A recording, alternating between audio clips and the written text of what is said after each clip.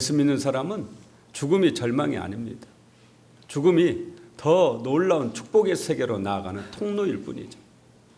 그렇기 때문에 죽음조차도 행복하고 죽을 때도 웃고 죽는 것이 예수 믿는 사람이죠. 그래서 수도 없이 장례를 많이 치러보고 또 돌아가신 분 모습을 제가 많이 봤습니다. 그런데 예수 믿는 분들은 정말 한결같이 마지막 숨이 딱 끊어지는 순간 얼굴이 환하게 꽃처럼 피어나는 것을 저는 여러 번 목격을 했습니다. 그래서 예전에 인천 주한 장로교회 나겸일 목사님은 영안실에 시신이 200구가 있어도 그 중에서 예수 믿고 간 사람 안 간 사람 나는 구별해낼 수 있다. 그렇게 호언장담도 하셨죠. 왜냐하면 예수 믿는 사람은 얼굴이 죽음 이후의 얼굴이 안 믿는 분과 좀 다릅니다. 얼굴이 꽃처럼 확 피어요. 정말로 투병생활로 엄청 고통 중에 가신 분도 제가 임종을 지켜봤어요. 그런데 숨이 딱 끊어지는 순간 그 엄청난 고통 속에 찡그렸던 그 얼굴이 환하게 꽃처럼 피는 것을 제가 봤습니다. 그래서 제가 속으로 그런 생각을 했어요. 정말 하나님의 천사를 보내셔가지고 마중을 나오니까 딱 그걸 보는 순간 얼굴이 환하게 펴지는가. 그런데 제가 경험을 못해서 여러분에게 그럴 거라는 확신은 있지만 제가 직접 경험한 것이 아니기 때문에 또 경험하면 여러분에게 말씀을 드릴 수가 없겠죠. 그러지 않습니까? 그래서 제가 농담으로 먼저 가서 꼭 보시면 얘기 좀 해달라고 제가 그런 얘기도 하는데, 어쨌든 예수 믿는 분은 마지막 세상을 떠날 때 모습이 가장 아름다워요. 여러분 이호 장로님처럼 멋지게 하늘나라로 가시길 바랍니다. 성경은 크게 두 권이죠. 구약성경과 신약성경이에요. 신약성경은 건축물에 있어서 설계 도면이라면, 구약성경이 건축물에 있어서 설계 도면이라면, 신약성경은 건축물을 완공하고 입주할 때 그 입주 팜플렛 나눠주잖아요. 아파트 여러분 선전할 때 우리 아파트 어떻게 지었다고 요즘에는 그 뭐라고 그래요? 먼저 보여주는 모델하우스, 그 설명이 다 돼 있잖아요. 화장실은 어떻게 그러한 것과 똑같다. 신약성경은 그와 같습니다. 그렇기 때문에 구약성경에 기록되어진 말씀들은 신약성경과 다 연관이 되어 있습니다.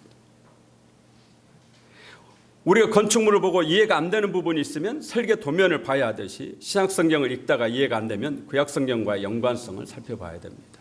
우리 교회가 지금 건축을 한 지 한 13년 되는데 가끔 목사님 설계도 있냐고 이렇게 여쭤보신 분들이 있거든요. 우리 교회에 무슨 문제가 생기면은 목사님 설계도 있습니까? 전기에 문제가 있으면 목사님 설계도 있습니까? 왜냐하면 어디가 고장난 줄을 알려면 전문가분은 그 설계 도면을 봐야 된다라는 거죠. 그 설계 도면에 의해서 이 건물을 지은 것이죠. 그렇기 때문에 구약 성경은 모든 말씀이 신약 성경과 다 연관이 되어 있고, 오늘 우리 건축물도 마찬가지입니다. 우리 교회 이 건축물이 여러분은 어떻게 보셨는지 모르지만 천정을 보시면 천정이 이렇게 되어 있잖아요. 이렇게 천정이 그냥 이쁘라고 해놓은 것이 아니고 이게 지금 기도하는 손입니다.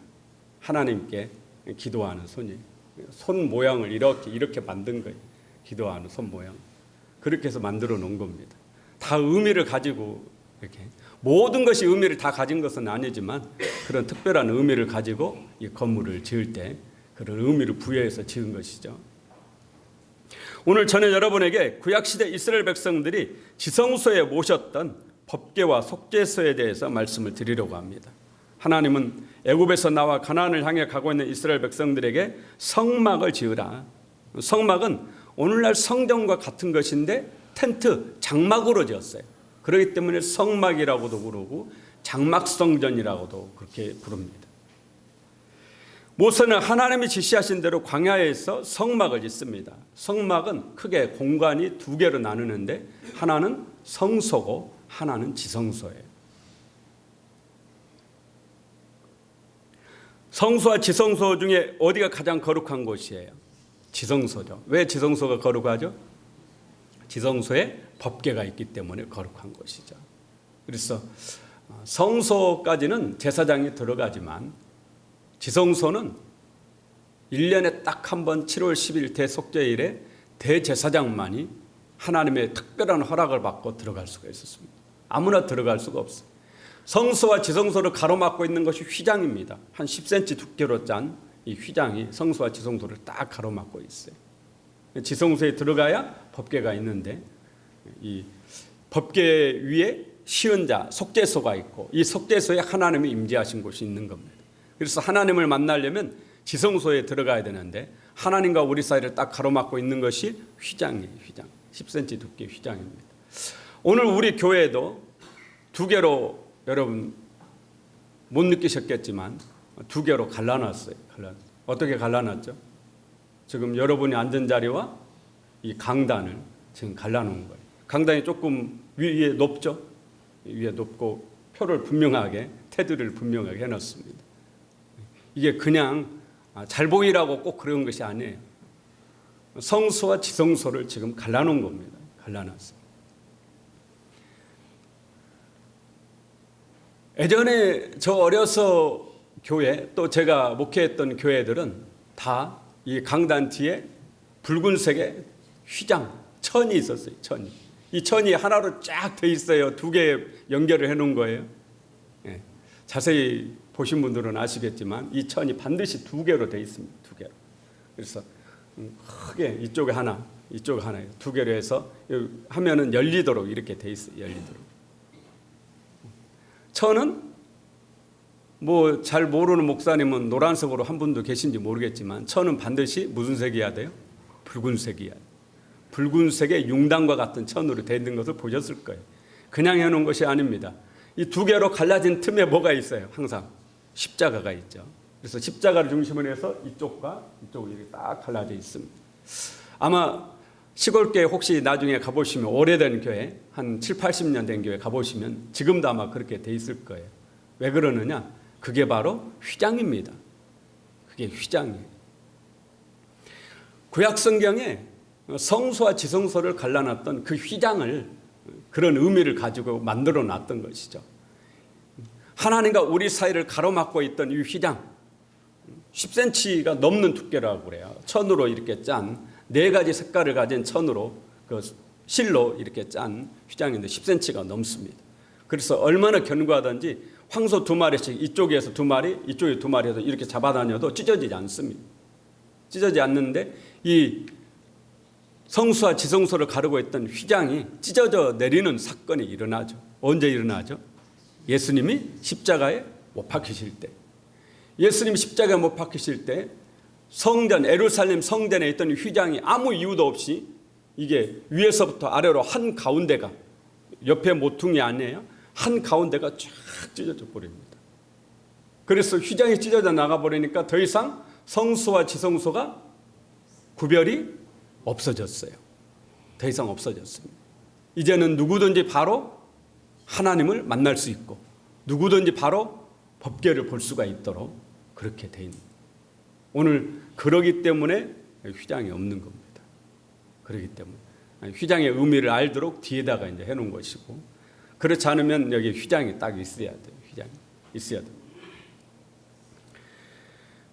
이 휘장이 뭐냐? 히브리서 10장 9절, 19절, 20절에서는 이 휘장에 대해서 이렇게 말씀합니다. 그러므로 형제들아 우리가 예수의 피를 힘입어 성소에 들어갈 담력을 얻었나니 그 길은 우리를 위하여 휘장 가운데로 열어놓으신 새로운 살 길이요 휘장은 곧 그의 육체니라. 휘장은 예수님의 육체다. 그렇게 그러니까 예수님의 육체가 십자가에 못 박히실 때 이 휘장이 찢어진 거예요. 육체가 찢어질 때 휘장이 찢어진 것이죠. 휘장이 찢어지니까 하나님과 우리 사이에 우리가 하나님께로 가는 길이 열렸습니다. 열렸어요. 그렇기 때문에 예수 그리스도가 아니고서는 하나님께로 갈 사람이 있다예요, 없다예요? 없는 거죠. 그래서 오직 예수밖에는 없는 것입니다. 오직 하나님께로 갈 수 있는 길은 예수 믿는 길밖에 없는 줄로 믿습니다. 천국에 가는 길은 예수밖에 없는 거예요. 그래서 그런 겁니다. 오늘 읽은 말씀은 이 지성소에 두었던 법궤에 대한 겁니다. 법궤는 오늘 성경에 보니까 궤라고도 말하고 증거궤라고도 하고 언약궤라고 하고 그렇게 여러 가지 이름으로 부르는데 보통 법궤라고 그렇게 부릅니다. 성전에서 가장 중요한 게 뭐예요? 그게 바로 법궤입니다. 성전에 여러 가지가 있지만 금초대도 있고 떡상도 있고 분향단도 있고 뭐 물두멍도 번제단도 여러 개가 있어요. 여러 개가. 그러나 가장 중요한 게 법궤. 왜 법궤가 가장 중요하냐? 법궤는 크게 둘로 나눌 수 있는데 법궤와 속죄서로 나눕니다. 법궤와 속죄서로. 법궤의 크기는 그렇게 크지 않습니다. 1m 10cm 정도, 높이는 한 70cm 정도. 이 정도 되는 사이즈에 어린아이 하나 누울 수 있는, 그렇게 크지 않습니다. 사면을 조각목으로 만들어서 이걸 하고 위에 뚜껑은 달라요. 뚜껑은 순금으로 만들었어요. 순금 뚜껑. 사면은 조각목이라는 나무로 만들고 금으로 안과 박을 다 쌌습니다. 도금을 한 거죠. 이 나무를. 그리고 뚜껑은 순금으로. 그래서 이 뚜껑을 뭐라고 그러느냐? 이거를 속죄소라고 그렇게 부릅니다. 속죄소. 이 뚜껑 위에 그룹이라는 천사 둘을 딱 이렇게 날개가 달린 천사예요. 딱 만들어놔요. 이게 이제 법궤입니다. 이 뚜껑 이거를 뭐라고 한다고요? 속죄소라고. 또 다른 말로는 시은자, 시은자, 자비를 베푸는 자리, 은혜의 자리, 시은자, 시은소, 그렇게 이것을 불렀어요. 시은소. 여기에 누가 계시는 거예요? 하나님이 여기에 계시는 거예요. 그러므로 이 시은자, 자니까 뭐예요? 자가 뭐예요? 의자를 말하죠. 시은자, 하나님의 자리, 자석, 의자. 우리가 하나님 앞에 나아갈 때 무슨 보좌 앞으로 나가자고 그래요? 은혜의 보좌 앞으로 나가자 그러죠. 은혜의 보좌 앞으로. 바로 이 은혜의 보좌가 바로 이 속죄소 그 자리입니다.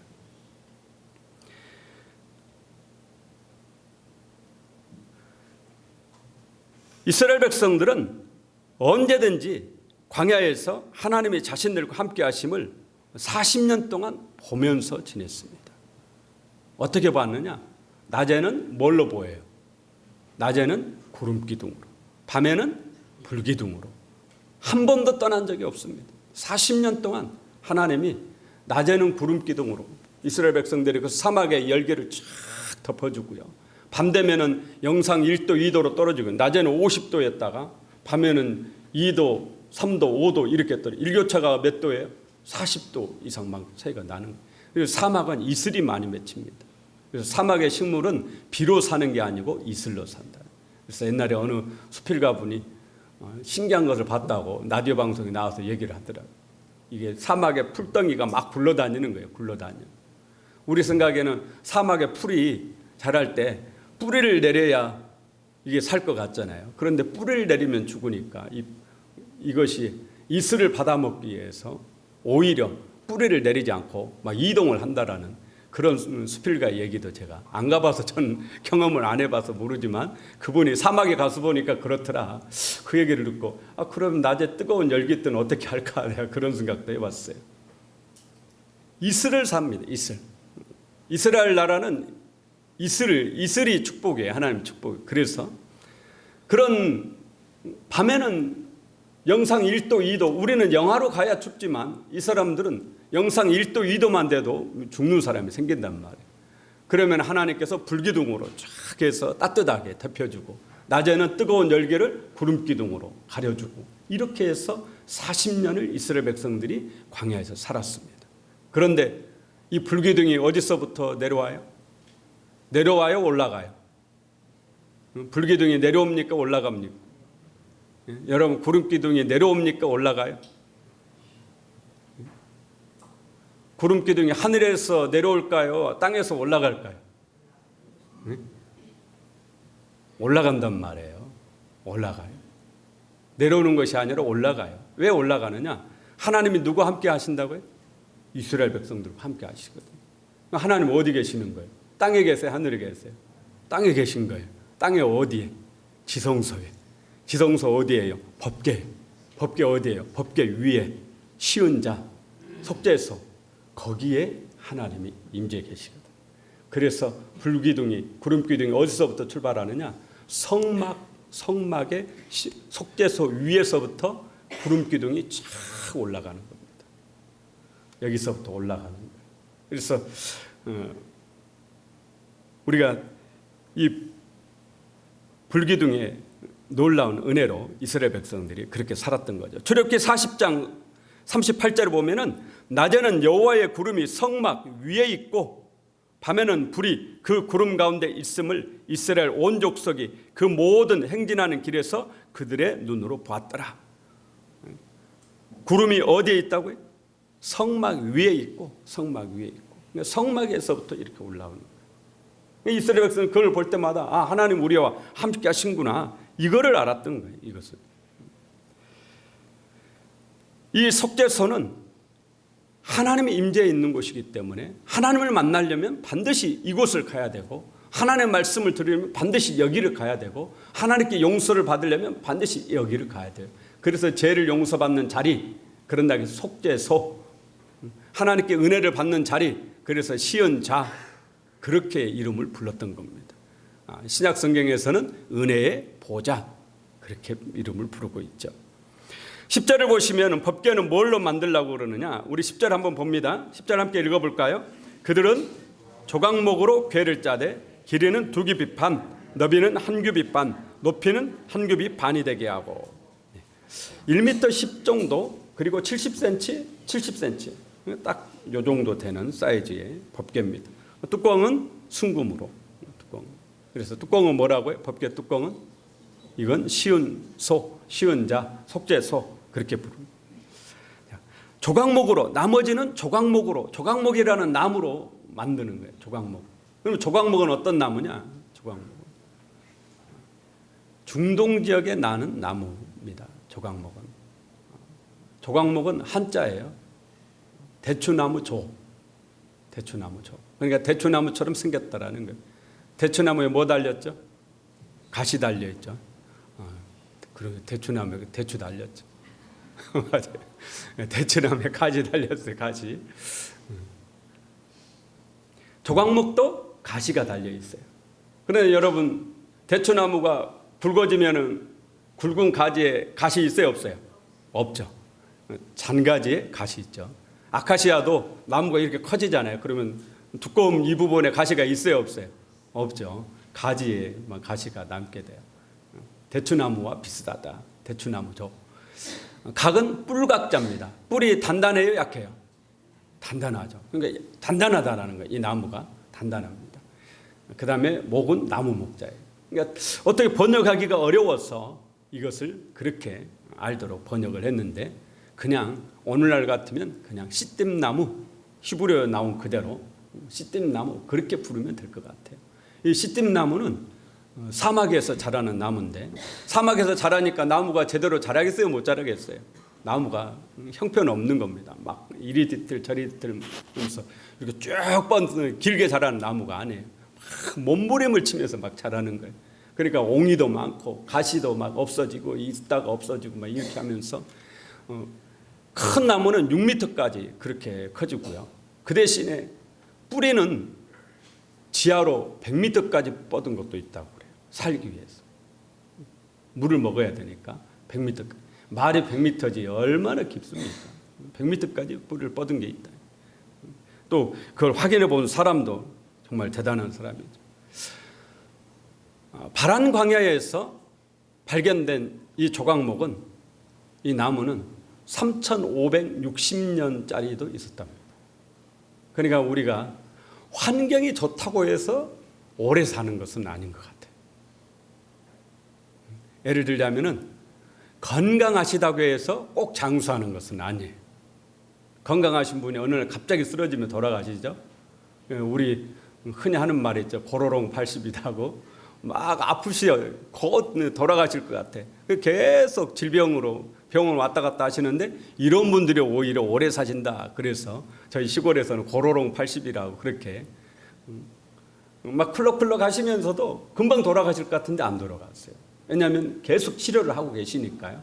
그런데 건강하신 분들은 건강에 자신이니까 치료 안 하다가 어느 날 갑자기 쓰러지면 이제 그때 가시는 거예요. 그러니까 이 나무도 정말 환경이 그렇게 척박한데도 그렇게 오랫동안 사는 그런 나무예요. 이 조각목으로 좋은 목재가 아닙니다. 좋은 목재가. 성경의 좋은 목재는 백향목이죠. 향기 나는 쭉 뻗은 그래서 솔로몬은 이 백향목을 가지고 성전을 지었어요. 그런데 하나님은 이 법궤를 조각목으로. 그럼 이 조각목은 뭐냐? 이 조각목 안에 하나님을 모시고 있는 거죠. 그렇잖아요. 이 조각목 오늘날 뭐냐? 바로 우리의 인생, 우리의 인간을 말합니다. 죄로 얼룩지고 세상에서 찢기고 상처나고 온갖 흠투성이고 문제투성인 우리. 그런데 오늘 성경은 하나님은 조각목 그대로 법궤를 만들려고 하지 않습니다. 조각목으로 틀을 짜고 그 다음에 어떻게 하라고요? 금으로 입히라. 금으로. 오늘 우리도 마찬가지입니다.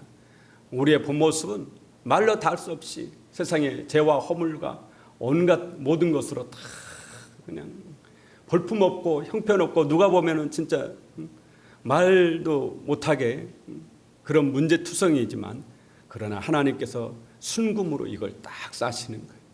그래서 그곳에 누구를 모신다고요? 하나님을 모시는 겁니다. 하나님. 그래서 법궤가 거룩하듯이 여러분도 거룩한 줄로 믿습니다. 하나님이 그런 은혜를 우리에게 주신 거죠. 하나님을 모시고 있으니 거룩하죠. 여러분 안에 하나님이 계시는 거죠. 그래서 사도 바울은 여러분을 성령의 전이다. 하나님의 영을 모시고 있다 해서 성령의 전이다. 그렇게 얘기를 합니다. 법궤 안에 세 가지 물건이 들어있죠. 첫 번째는 십계명 쓰여진 두 돌판, 두 번째는 만나가 들어있는 항아리, 세 번째는 아론의 쌍난지 방이. 그런데 오늘 성경에 보니까 하나님은 돌판 얘기만 하시죠.